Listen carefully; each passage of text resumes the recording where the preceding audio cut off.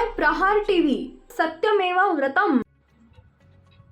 संपूर्ण राज्याच्या प्रशासनाचं केंद्र असलेल्या मंत्रालयातील कर्मचाऱ्याला लाच घेताना रंगेहात पकडले गेल्यामुळे प्रशासकीय आणि राजकीय वर्तुळात मोठी खळबळ उडाली होती।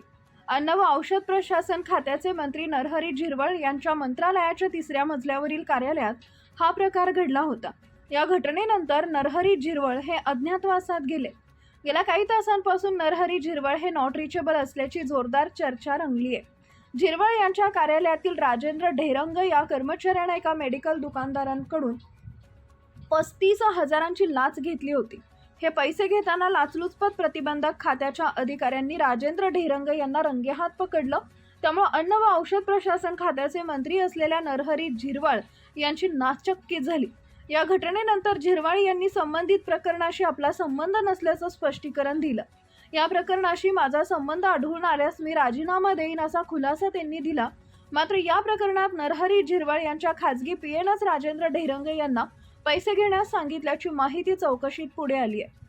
त्यामुळे या प्रकरणाचे धागेदोरे नरहरी झिरवळ यांच्यापर्यंत पोहोचण्याची दाट शक्यता आहे। त्यामुळे नरहरी झिरवळ हे सध्या अज्ञातवासात गेल्याची चर्चा आहे।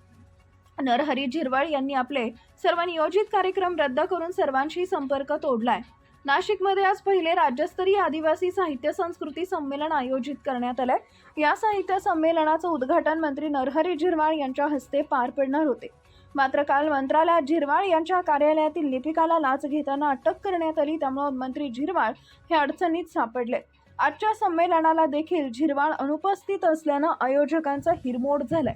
झिरवळ आज 11 वाजता या संमेलनाला येणार होते, मात्र नरहरी झिरवळ यांना कोणताही निरोप देण्यात आल्याने आयोजक अनेक तासनतास ताटकळत उभे होते।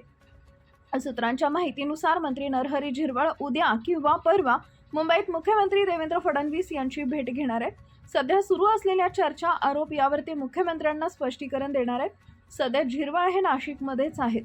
दिल्लीला जाण्याचा त्यांचा प्लॅन नसल्याचा सूत्रांनी माहिती दिली आहे।